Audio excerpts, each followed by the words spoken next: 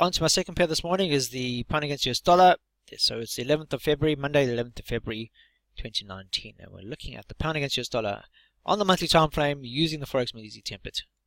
Okay, so here again, look at the hard right edge to see how things have panned out. Okay, so we come from a high point in 2018, similar to what we saw on the euro against US dollar. We've seen a significant fall, very indecisive consolidation point taking place, where price, very similar to the euro against US dollar, has fell to close lower than the August low. We've certainly tried, we're certainly trading below the August low, but we've actually failed to close low in that level. So had a lot of hesitation. Look at the wicks on the candle here. We're seeing a lot of extended wicks, a lot of hesitation or speculative trading on this particular pair. And that's a concern. But we know there's a concern. We know there's a major concern with the UK market at the moment now, primarily because we are working on this Brexit deal, which is all over the place at the moment now. We've got until next month. We've got about 48 days and change, I think, if not less, to come up with a viable deal. And we're near knowing what that deal represents. So that's the concern at the moment now. We're seeing a lot of hesitation, wickiness, a lot of speculative trading taking place on the lower time frames, and that's a concern. So if you look at the overall risk, we know there's a lot of global risk out there, but this one takes on more risk because of the uncertainties with Brexit. Okay, so please be aware of that. If you're looking to trade any pound crosses, it comes with added volatility, uncertainty, speculative because of Brexit.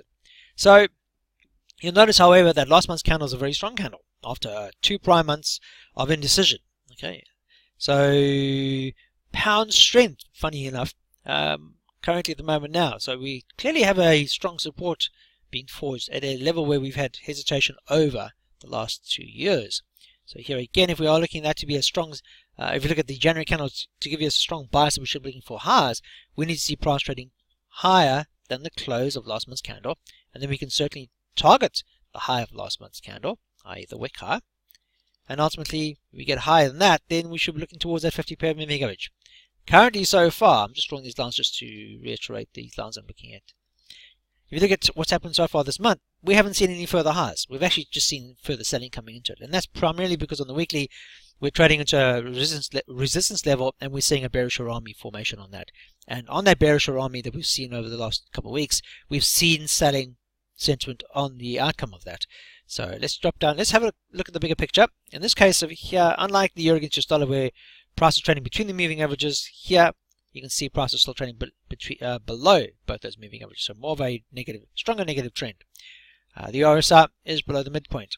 MACD is below, fast line below slow line, and the histograms are below the midpoint. But you can see that the last couple of months, the histograms have got weaker, but that's clearly because price is not making new lows. She's actually pulled back. So that makes sense. Drop down to the weekly time frame, just double click over here. So now you can see that price over the last couple of weeks traded into the 50-pair moving average. And then we had this bear candle. Okay, it wasn't bearish engulfing, it was just a bear candle at a ceiling level, resistance level, which was the 50. So that gave us a sign that we're seeing a potential bearish harami, i.e. bull candle up, followed by a bear candle, and this takes place at a resistance level. So therefore, one would look to see if there's continued selling on the close of that candle and take it down to the low of the strong prior the strong prior candle, okay, the basement level that's strong. And we saw that taking place last week, driving low into that level. But now we're at that level, you can start to see that we saw a pullback or profit taking last week by the end of the week. And now you can start to see that price is now re-attempting. So ideally, if we are looking for further continued selling sentiment to play out for this particular pair, we need to be trading lower than the previous, the bull candle low. And then we can start looking towards the lows we saw in December as a viable target level to the downside. Here again, if you look at the indicators, 200 and the 50 are above price, resisting her. The RSI was above the midpoint, but now she's trading below, so we'll give that a negative. The MACD, momentum is the only one at the moment now which is playing catch up. Okay, because the move has been so aggressive, MACD's gone fast. The histogram's above the midline. However, you can see the histograms have now resistance, so there's clearly resistance, which we can see there on the chart. So, yeah, just understand the momentum at the moment. I was trying to mimic what we're seeing on the chart, but it's been so aggressive in terms of the change in the sentiment over a short space of time that the MACD is trying to play catch up. Okay, down to that daily time frame. Here again, you can see the evening star formation. Oh, apologies, just grabbed my trend line over here, which I shouldn't have. There we go. That's a resistance level. We had an evening star, which pretty much painted the bearish army. If you look at price right now, she's trading below the 200, but still above the 50. Okay, so that's a concern.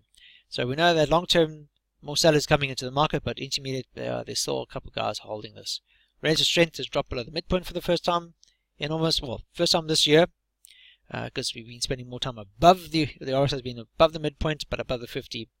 MACD, fast line below the slow line, histograms below the midpoint, but they are flat at the moment now, okay, which is a concern. But you look at the last couple days, we've seen an indecision candle, but it's still below the 200. And as long as the 200 stays above price, resisting her, then ultimately we should be looking for selling sentiments come through, and we could look down towards that 50 per moving, which is our first aggressive target this week.